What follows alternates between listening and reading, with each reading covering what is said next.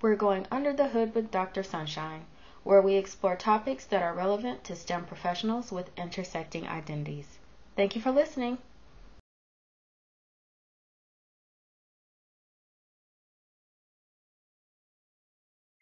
Welcome back, everyone, to episode 10 of Under the Hood. Once again, Under the Hood is a space for aspiring current or retired STEM students and professionals. And it's also a space for friends and family of STEM people where you can hear firsthand accounts of the behind the scenes experiences of those that you care about or those who have dedicated their working lives to STEM and careers in STEM. So today we are focused on the friends and family of STEM people. I think this is going to be a very interesting conversation. And with me is a very special guest, Miss Deyadira Arellano. So welcome, Dee. So Dee is a community building consultant with the People's Collective for Environmental Justice. And Ph.D. is a grassroots organization in the Inland Empire of California that supports local organizing and regional and national coalitions. She is an experienced organizer with over 10 years of service and experience, and her work supports both urban and rural communities. Her work as a community organizer also includes work at the intersection of issues such as environmental justice, immigration, public education, labor, and gender justice. So Dee's Mexico and Texas roots help her to bridge Gulf Coast and West Coast communities through collective decision-making and other advocacy efforts. With that, thank you, Dee, for joining Under the Hood. Hey, Dr. Ivy, how y'all doing? Thanks for having me here today. Excellent, wonderful. We're so happy to have you, Dee.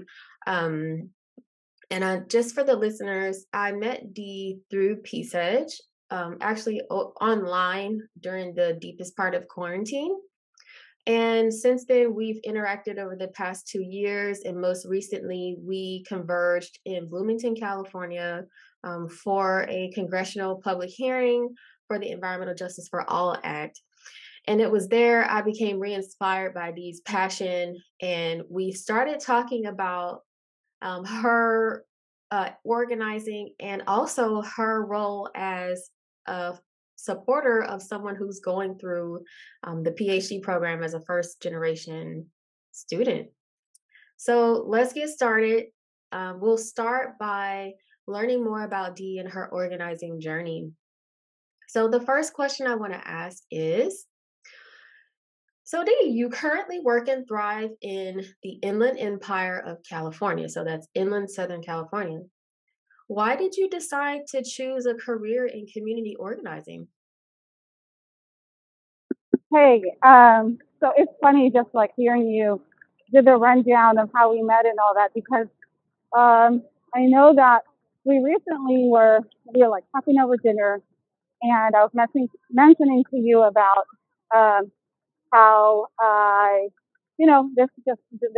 this lifestyle, right? Just this academic lifestyle, living on campus with my partner and with family, and you're like, oh, would you like to be on the show? And I was like, what am I gonna say? I'm not the one doing this and like doing the PhD.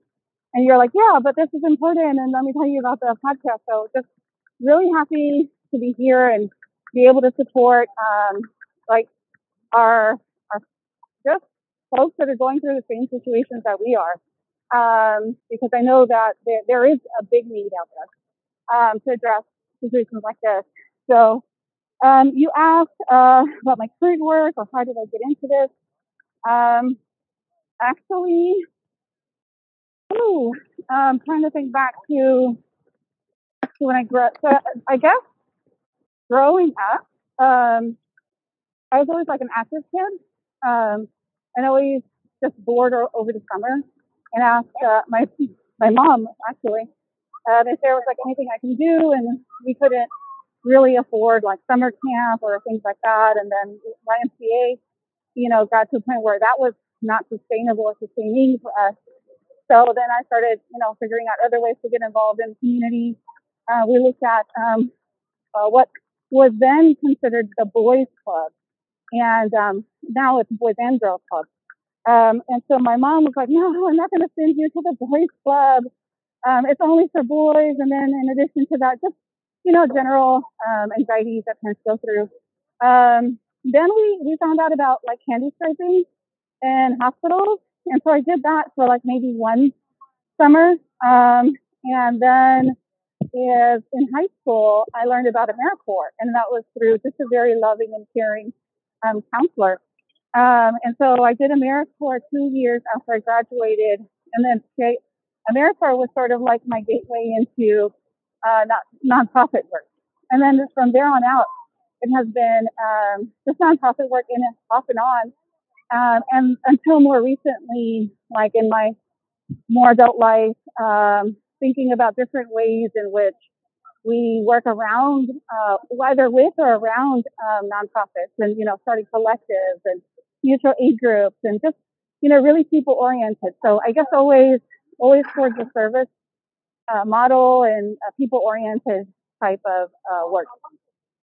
Oh, okay. So you were immersed in community organizing as a youth, right? Well, I didn't know it as community organizing back then. I just knew it as volunteerism, just Okay. volunteering. Yeah, awesome. Yeah, awesome. So, thank you for telling us about that. And so you had that experience, you became immersed in your service, and now you are a full-fledged community organizer in the IE. And can you talk to us about which issues you're currently working on, and why you are working on them? Yeah. So I guess for PSEDGE, a lot of the work is around environmental justice. That's not to say that there aren't social issues that intersect with that. And it just really depends on the communities that we're working with, the groups that we're working with, and what they're working on or what their priorities are. So uh, it, I guess an example would be the community members in Bloomington that we're accompanying in their just in their efforts to preserve their agricultural and equestrian lifestyles, because they do have like these warehouses that are coming in, and so very much working alongside them, and trying to create that just collective decision making, and what does that look like, and what do they want to prioritize at the moment, because there's just so many things that are happening all at once. And so it is very much about what makes sense to them, and what does capacity look like, and how to take on that work. So that's one thing. Of course, PSEDGE is also involved in other communities, so each one is always going to be different. Bloomington at this time might be concerned about one specific um, development project. Of course, there are others, and then you have like San Bernardino City, who might be working on something else, like possibly railroad extension. You might have like uh, a different effort happening in Fulton for a warehouse moratorium. So each community is going to take on their own priorities and basically decision making. So that's on the environmental justice side. We also have folks, or I also work with folks back home in Texas with Texas Environmental Justice Advocacy Services. And so that's on an as needed basis, depending on, again, what issues they're working on. I also work with the Ethnic Studies Network of Texas. And so we are currently gearing up for our August convergence. So every year we do like this online convergence where we work with graduate students, academics, professors, community members, parents, students, and we do like this online get together where folks present on whatever it is that they think is going to be able to bring together the core fields within ethnic studies. So either it can be how to implement Mexican American studies in your school, or history within their local community that can be used in the classroom. Take for instance, um, like local histories that have happened in Texas that we don't hear enough about. And so that's what's happening on that end. And then I also work with a different group called Community Voices for Public Education, and that's centered on educational needs or education justice in Texas. And so, in different ways, they are different, but I also see similarities in the way that, let's take for instance, how Texas science standards were among the worst in the nation in 2020, and they're still trailing behind. And then you have big companies like Shell Oil weighing in on how climate change is taught in the classroom, which, for some folks might say, oh, well, those are just Texas standards. How does that affect me?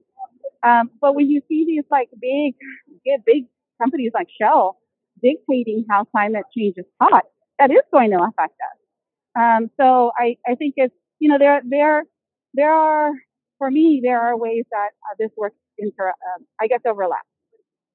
Excellent. Thank you for sharing that and sharing that anecdote about how big oil is influencing curriculum. That's pretty concerning. Um, Yeah. um, and I like how you brought in the work that you're doing both in Texas and California.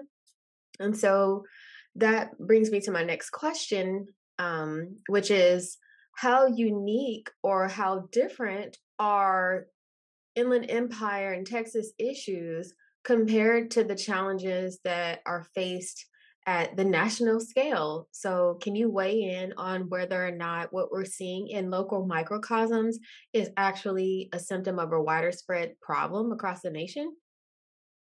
Well, I could say this. They're different for sure in the way that each community is made up of like unique, and the people, like just the uniqueness of each community and the people who live in them and how different they are from one another. So, for instance, you have like urban settings, and you also have semi-rural settings in Texas or around Houston.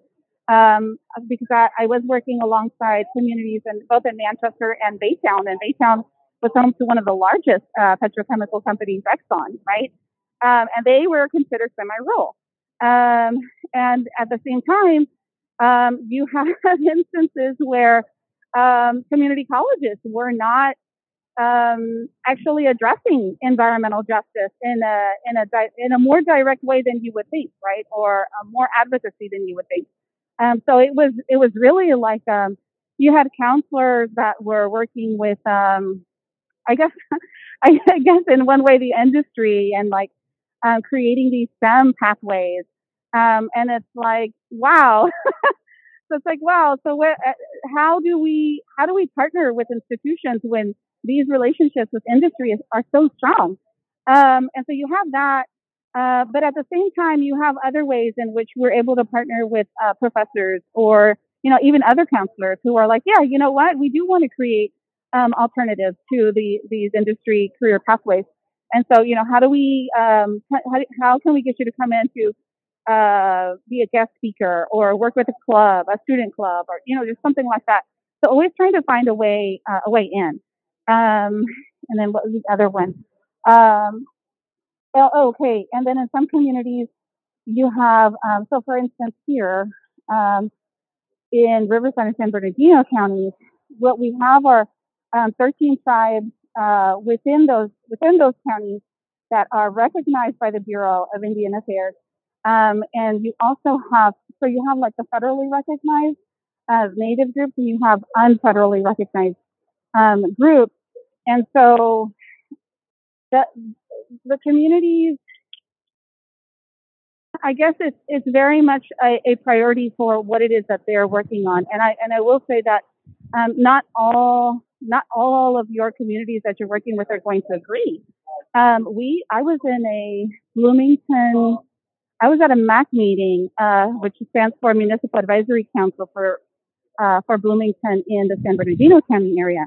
And we had someone show up at a MAC meeting who was advocating for the warehouse, for this Bloomington Business Park project warehouse. And we were like, wow. And they identified as being a member of one of these tribes. And we were just like, wow. Okay. So then what do you do in that situation, right? Because just because one member of that tribe felt this way, it isn't an automatic endorsement of the whole tribe.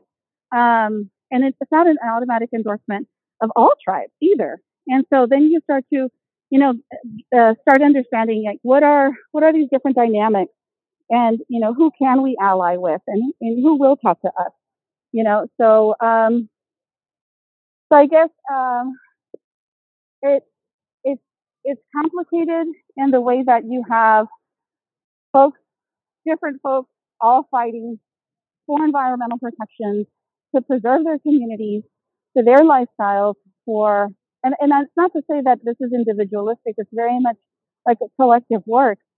But the way in which people fight back, or the way in which communities fight back, and and how that affects each other's relationships. Um, there are agreements in certain situations where you have like environmental justice communities signing on to a petition or something that one community is working with.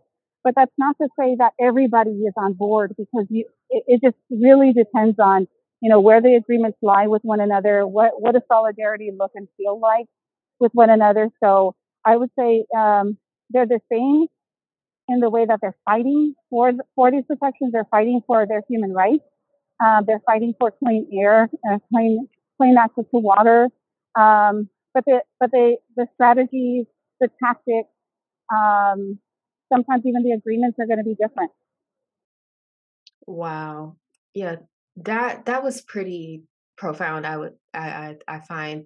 Thank you for bringing it to the forefront that even like in a smaller region, you're gonna have many different thoughts and ethos about what's the right way to address environmental injustices, and that we actually have to engage in conversations that allow all of those perspectives to come to the table, and it's not always one size fits all. That's something that us STEM people that are on the research side have to keep in mind, because we like to come up with blanket solutions to things, and as we are learning from D, we can't do that. We actually have to talk to all representatives of groups that are being impacted by whatever issue that we're trying to quote unquote help. Yeah. So thank you for sharing that. Um, Yeah, no problem. yeah. And so I And kind of want to, I don't yeah, have one solution. Sorry, I don't have one solution for you at all. It's This is all a work in progress. There are many ways to fail, but there are also many ways to learn together. absolutely, absolutely learning together. And we'll talk about those strategies in just a second.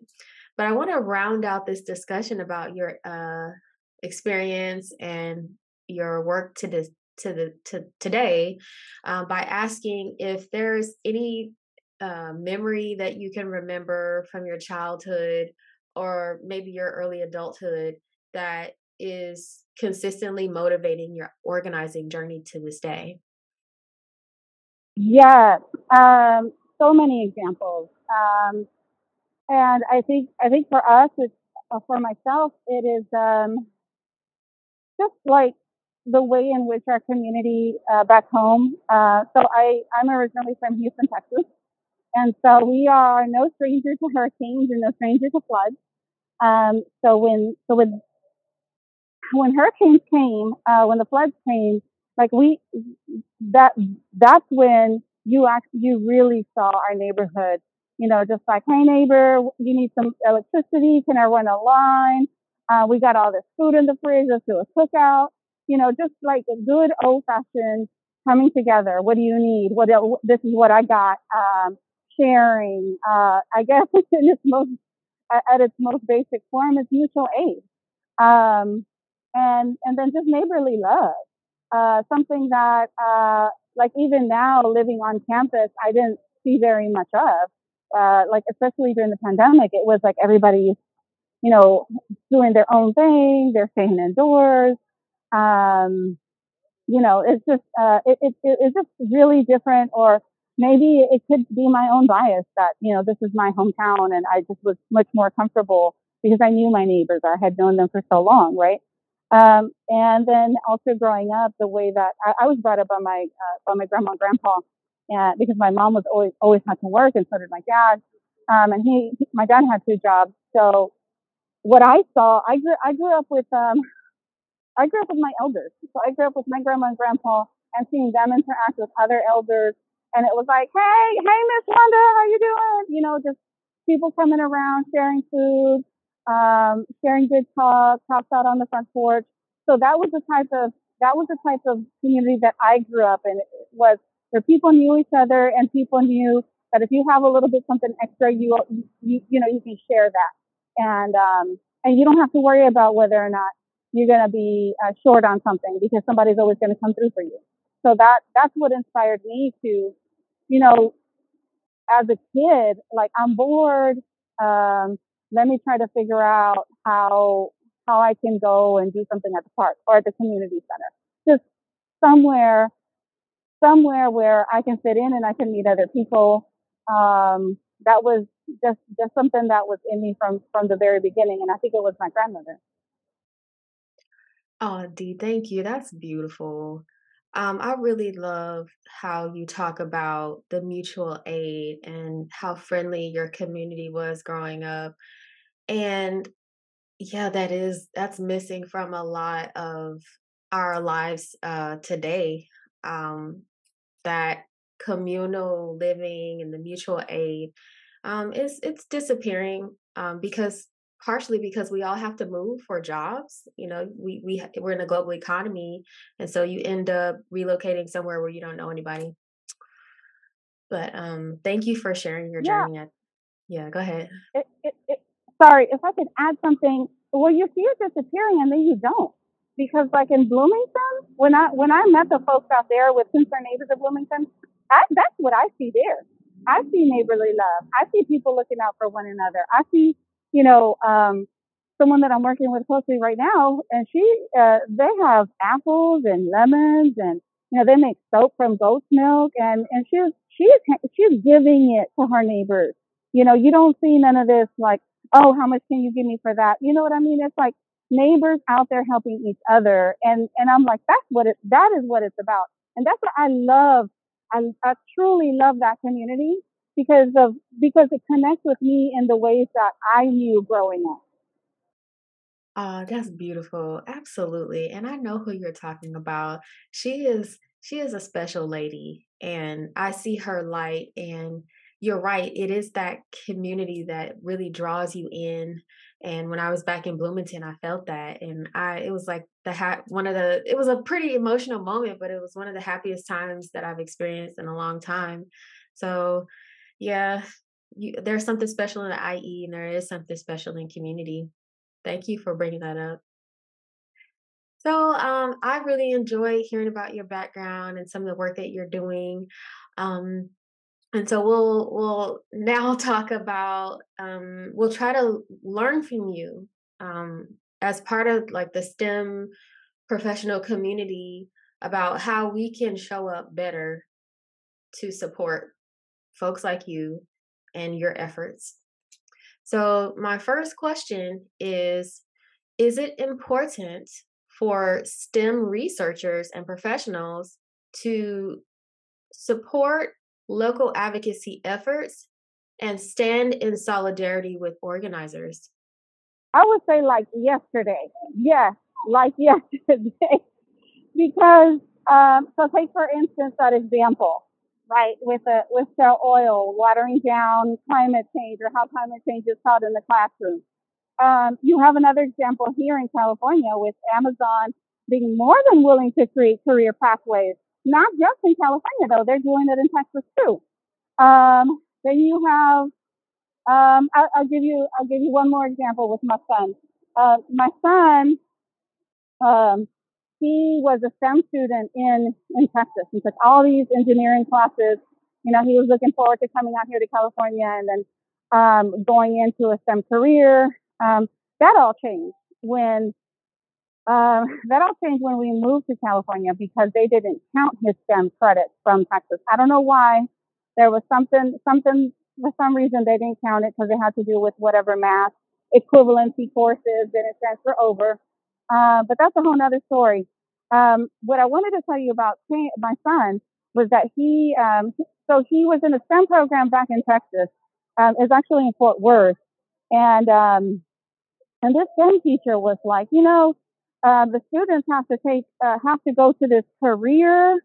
It was some kind of a career event or career night in the library, and they had special guests coming from Lockheed Martin. And I was like, no, absolutely not. I do not want my son attending. But it was part of the grade, or somehow it was part of the grade. And I was just like, and then you have my son that's like, Mom, don't make a big deal. You know, it's fine. And I'm like, all right, if you're going to go, that means I'm going to go. And if I'm going to go, you're not going to be in any photo op. I'm not going to be in any photo op. We're going to sit at the back and we're going to listen. Right. So we're at this event and I see parents there too. And the parents are very proud. And they told me little to nothing about this event. Um, when I get there, I see one representative, and I see like the main speaker, and then like his two assistants. And the two assistants look Hispanic and speak Spanish and whatnot, but the main speaker does not. The main speaker only speaks English, and he was the engineer or whatever, and I guess the other two were assistants or something. And they had this presentation, and they're hyping the kids up about lasers on airplanes and whatnot. And I'm talking to my son the whole time and just like debunking everything, just like, well, what is this for? And what do they use that for? And what do you think those lasers are for? And he was like, you're right. And so he's like seeing this and he's like, true. And so they're showing them images of airplanes with lasers or jets with lasers. And then the guy says something like, and these lasers have, what did he say? He said they have something precision. And I'm like, something like they have precision for what? What are they going to be doing? What are they going to be dropping? Who are they going to be affecting? Just so many other human rights related questions that were not even addressed. It was just like all about the technology, but not what is the technology being used for. And so that was, just my biggest concern with how this information was being presented to STEM students. And we're talking 11th grade. And so these relationships that I saw with these corporations and how they're entrenched in our education system to me is very unbalanced. It's like, okay, if we can't get them out, then what can we get in? And we're seeing now when you ask, what can they do? Then I guess my question is, how can we build some relationships with social justice in K through 12? Because it really starts early on. They're already starting at a kindergarten level, bringing in tanks and airplanes and, all of these other machinery and military presence in our schools. But where's the social justice inside of our schools? And what we see are just different ways in which social justice gets villainized, such as the way in which, CRT was all thrown around. And really, we're not even talking about CRT. We're just talking about how to be more neighborly, how to look out for our friends, how to ask questions, how does this impact animal life, human beings, our four-legged, two-legged friends? So these are all the questions that come up for me on um, why is this important? Wow. Uh, yeah, that's interesting. Um, and I was today years old when I started thinking about how we're indoctrinated to use STEM and STEM education to support some maybe not so nice efforts, namely like war efforts. Um,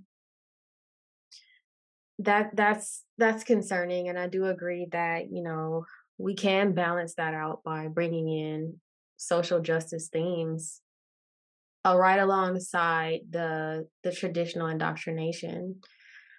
Wow, and good for you for standing up and joining that Lockheed Martin meeting. And so, with that being said, based on your experiences, like what you just said, based on what you've seen in the organizing space, can you give us about top three pieces of advice for STEM researchers like myself who are looking to get involved and start counteracting these kind of harmful practices with local organizers? So, your top three pieces of advice. I would say you're already involved, but yeah, I know what you mean. Definitely, like not all organizations work the same. Not all nonprofits work the same. Not all groups work the same. Understanding, what the relationship is with community.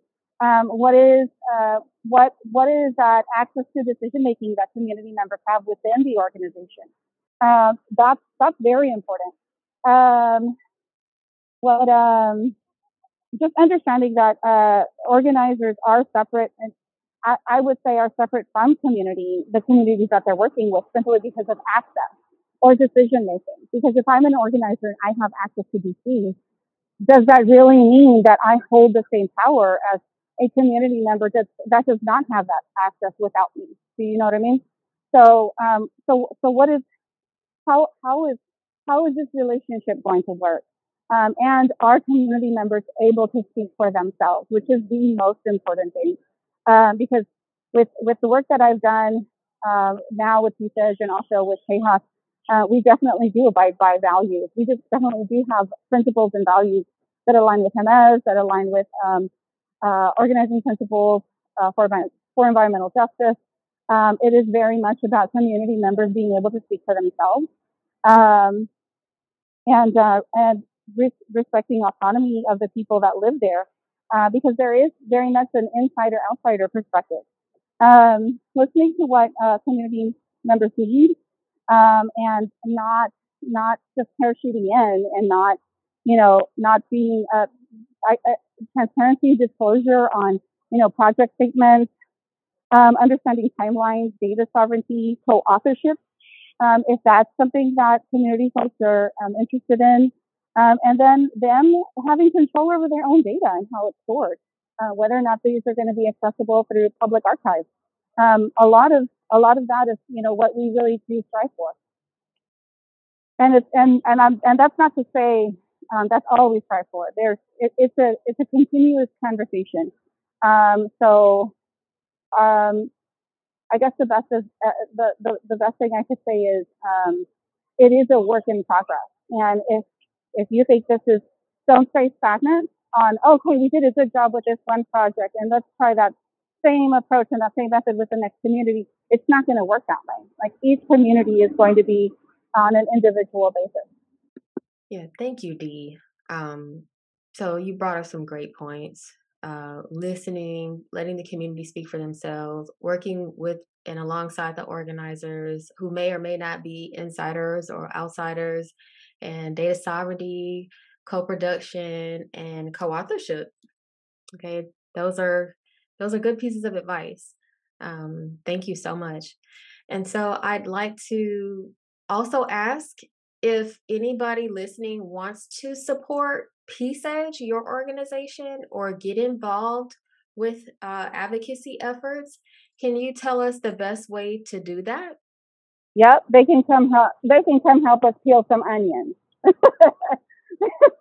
We got plenty of onions to peel. So yeah, I mean, we're on all the social media accounts. People's Collective for Environmental Justice. We're always looking into these big problems. always looking into, how is it affecting different communities. Help us peel back these layers because it is a lot of work, and we do need allies, and we do need people that are willing to. We need co-journers. So, if you're willing to be a co-journer and create a learning space with us, we definitely will welcome you. But again, we're very much interested in working alongside communities and working alongside um, researchers because research has done so much harm to frontline communities, to indigenous communities that, we're out here trying to repair these harms and figure out how do we work together. Thank you. Thank you for saying that. Like Dee just said, follow PSEDGE on all their socials. I will link those in the description box. It's really important for us to listen to community because, like Dee just said, our research can cause harm if we're not careful and intentional. Thank you for your candid advice. So, in this next part of our conversation, I want to go under the hood. So, kind of talk about the behind the scenes of what it's like to live in your shoes, Dee. Because as I just learned, your husband is working on a PhD in anthropology. And so, while this may not be considered a STEM discipline, I think his experience as a first generation doctoral student is in parallel to what his STEM counterparts may be going through. And I found some of your testimony to be really interesting. So, can you just take some time to share with us from your perspective as a person who supports a first generation academic? Um, how has being first generation impacted him as a researcher?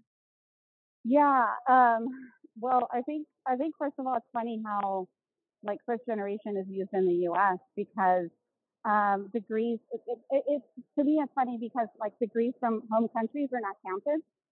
So we have like there are families that have family members in their community or in their families who have degrees from their home countries, but we never include those, right? So that's just interesting in and of itself. Because when I was talking to him, um, this has come up before, and he's like, "Well, my uncle and or my aunt, and I'm just like, "Oh, I had no idea," So in his family, it's him and a cousin who are both pursuing um, their PhDs, and so both also use these systems, and um, and so they're both kind of like, oh, when are you going to finish? And, just sharing advice with each other. But, there are uncles and other distant relatives who've had maybe not a PhD, but, a master's degree or something similar back home.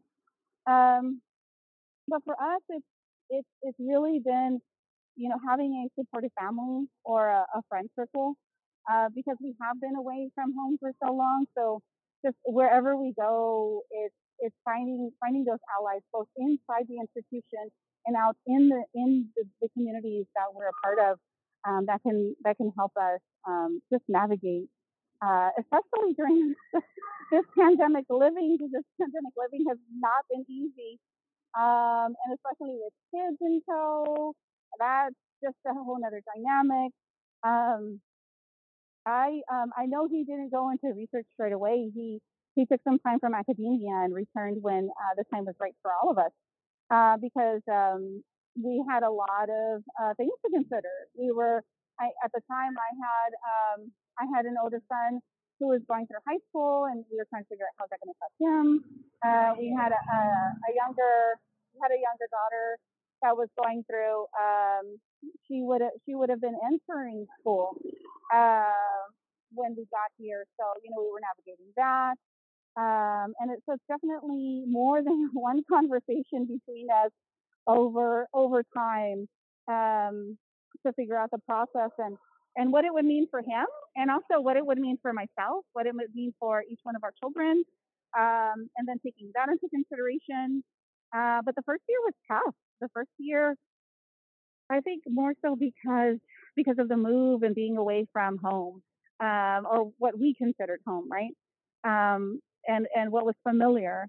Um, but yeah, I think I can't stress enough how much talk therapy helped manage these new lifestyles, because it definitely was a new lifestyle, just being in a different setting, and campus living, and just all of uh, the familiarity is what was missing for me, and that support system.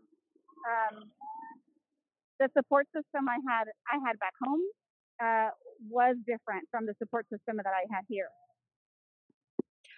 Wow, thank you.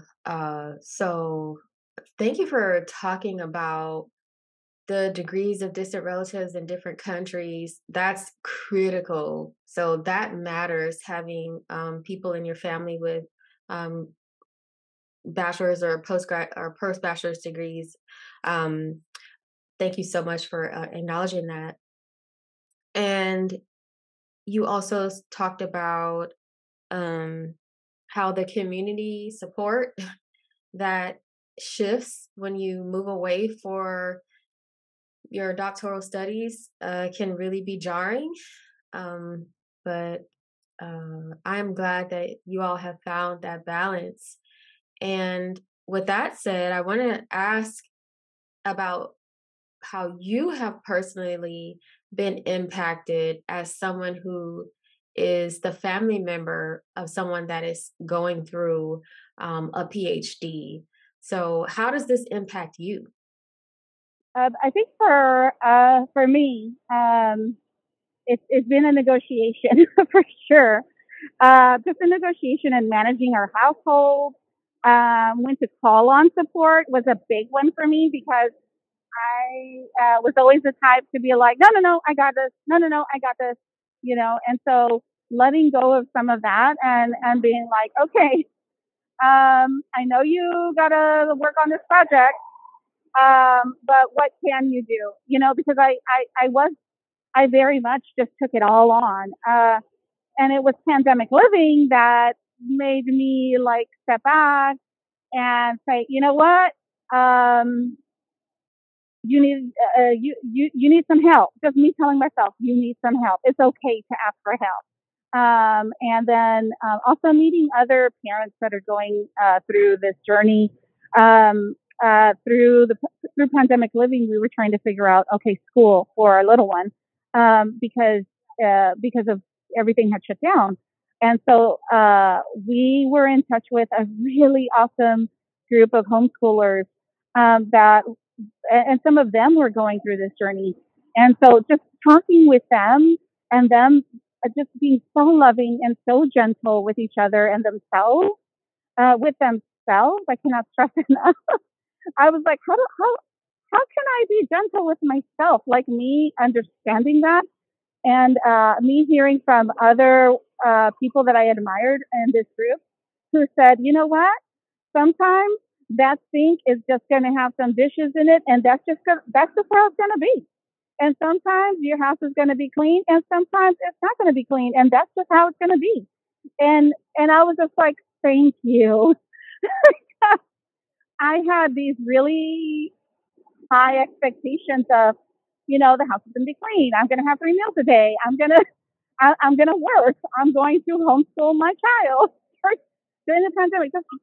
Just really saying, this is not going to happen. I need some help. And then also setting like just my own boundaries, when I needed to step away, and I needed to tell my partner, hey, you know what? I need to go for a walk. I need this time right now, because it, for it's one thing to be sustainable, and then it's another thing to be sustaining. So how are we sustaining this lifestyle right now?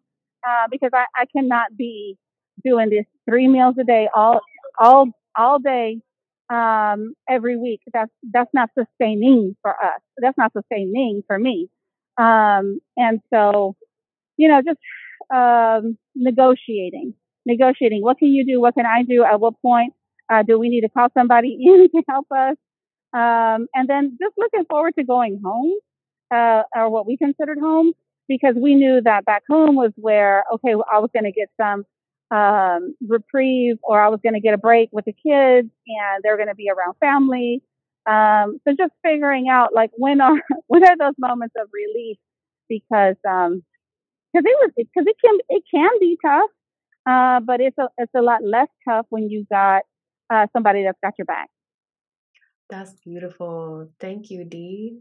So you mentioned a support group of people that are going through what you're going through, taking a step back and not putting unreasonable pressure on yourself. And um, I heard some self-care in there too, in the form of taking a walk. So that's good. And I really want the listeners to understand, especially if you are the STEM professional, our families suffer right along with us if we don't manage the bleeding of the impact of like being the only, or being in a space that's, kind of hostile. So we have to put in the effort to, like Dee says, negotiate and strategize about how everyone can thrive while we're going through this pretty tough situation. And with that, Dee, we're looking to learn from you.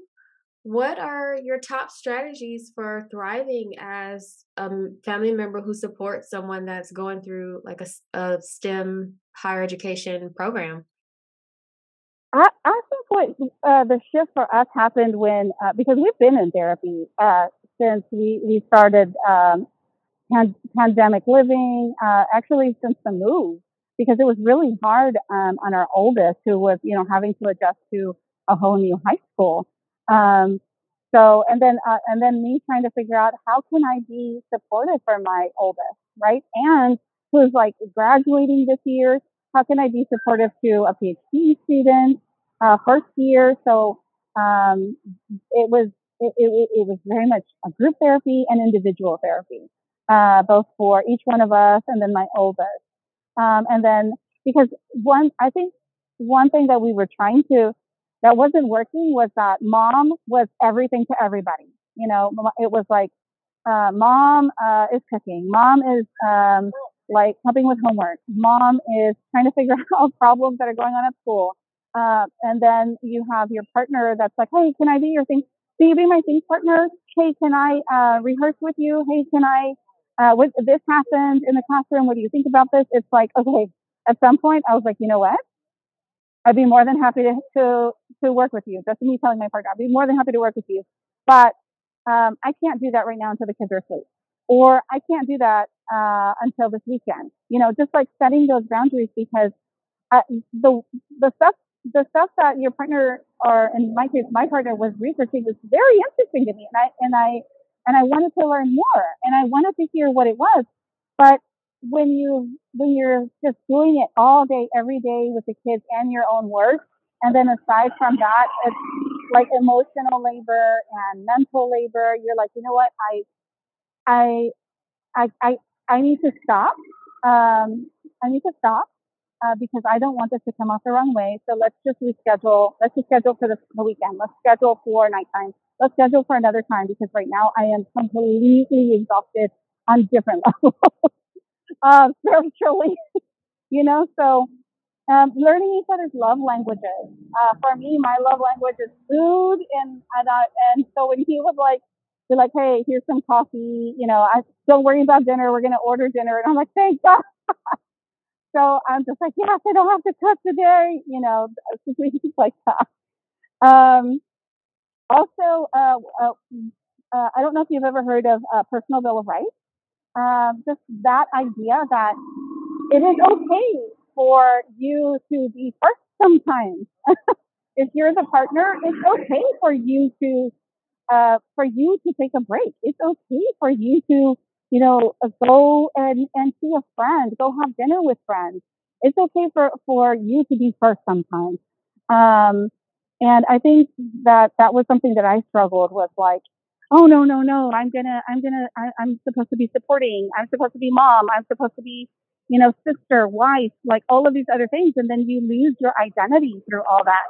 So it's like really understanding that you need your friends, you need your people, you need your sisters, you need your siblings, you need to have that for you as an individual. Um, and just be compassionate, just being compassionate with ourselves, with our partners, with our families. Compassion. I know, like we had this discussion between my partner and I. We were talking about compassion fatigue, and we were like talking about, is that real? Like, is that a real thing, or is this a term that another researcher came up with? And we were also talking with other folks about it, and we were like, you know what? At the end, what it came down to was that compassion is our superpower. Like that understanding, it was like, yes, you're right. Yes, compassion is our superpower. And so not forgetting that, definitely for advocacy inside and advocacy outside the institution. When we're talking about strategies, uh, we're also talking about like what do students need? What do research assistants need? What do our families need? And um, we're my partner is also part of UAW, UC Local 2865.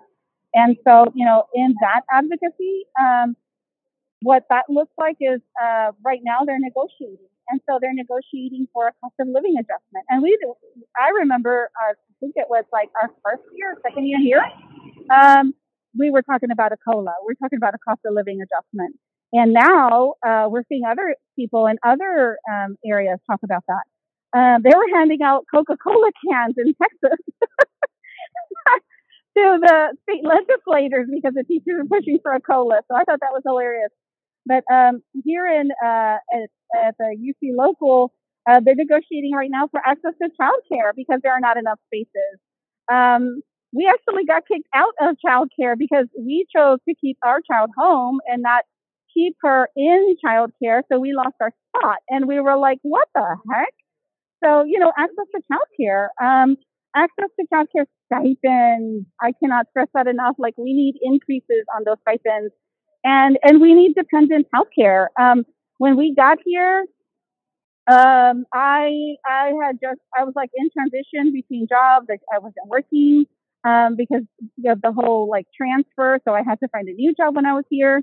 Um, and so we qualified for Medi-Cal.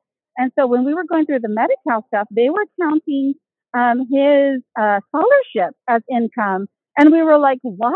Like, how can you count scholarship? Oh my God. And so then we had to appeal that decision. And it's just, again, navigating all of those challenges and pushing back, like finding other people who are like, you know what? That's not okay.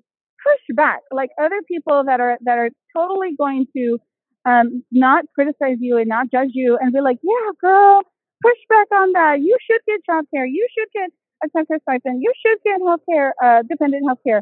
You know, so like all of these things that we're sacrificing a lot to be here. And so where are the supports? And if we don't see the supports, then let's get those supports in place. Let's advocate for those and let's push for those.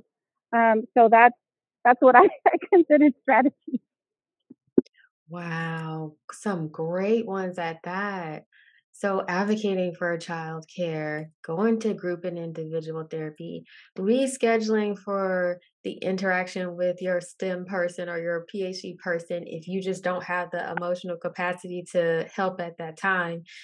Great, great, great tips for the person on the supportive end. And I also want to throw in there that I just learned that a very wealthy private institution pays for both child prenatal and birth and postnatal care and child care for the grad students.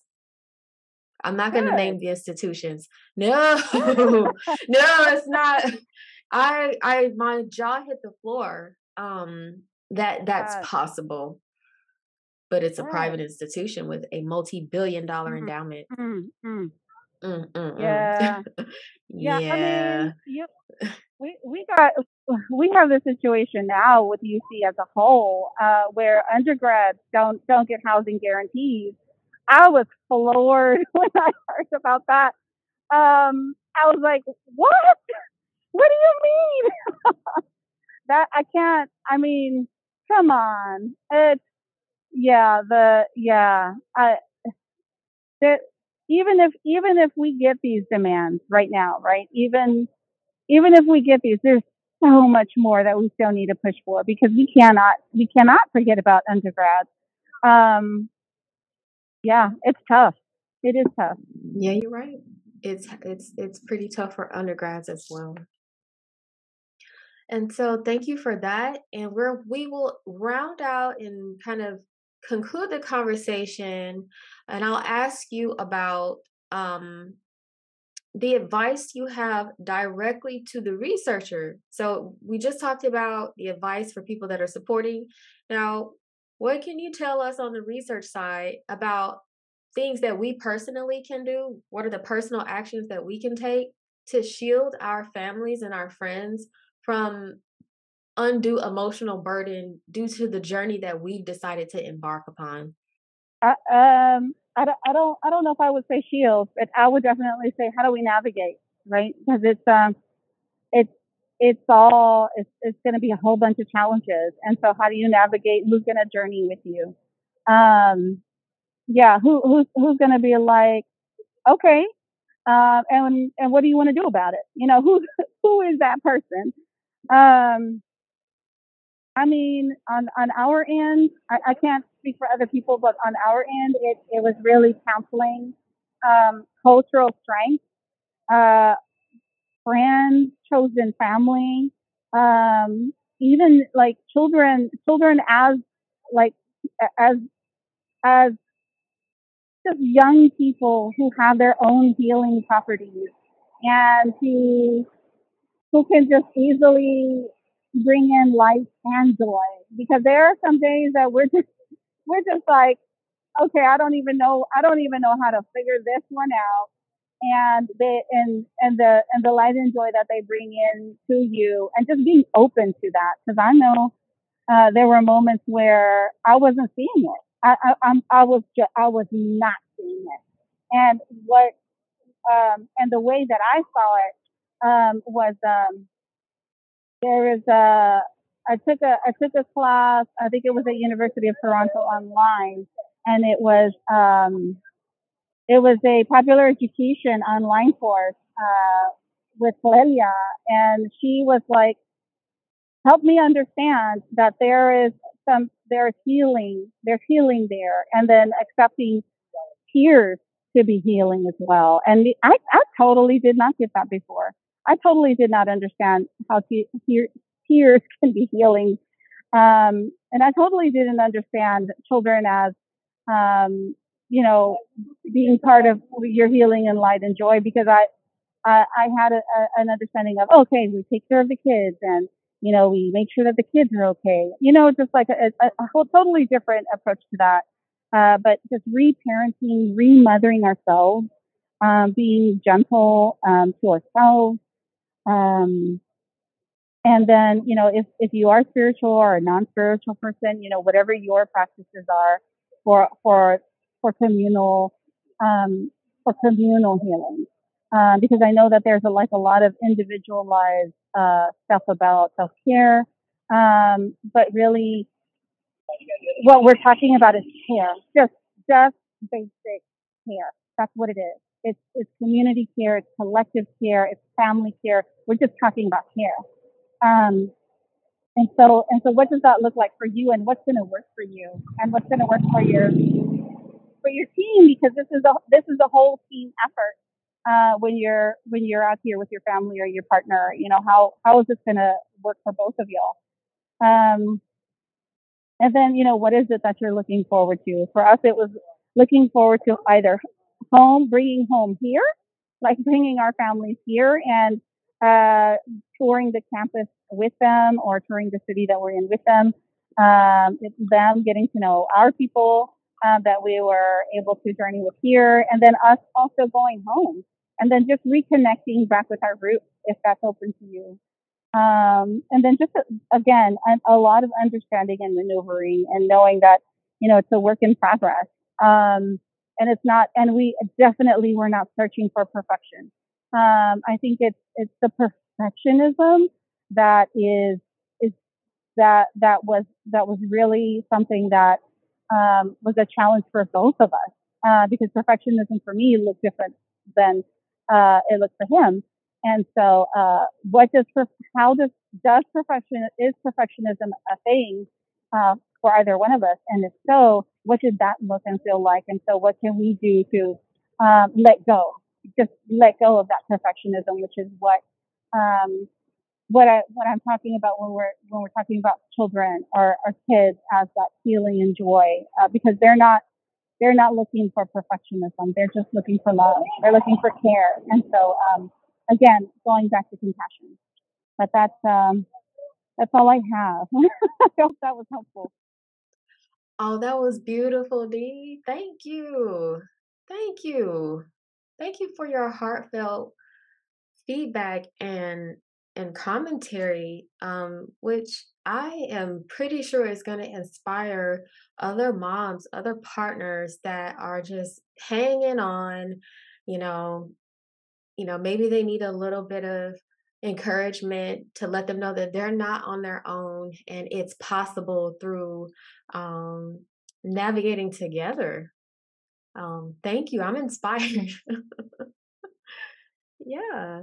So, I'd like to thank you, Dee, for your time. And listeners, be sure to come back for more content. And this has been episode 10 of Under the Hood, and we'll catch you in the next one.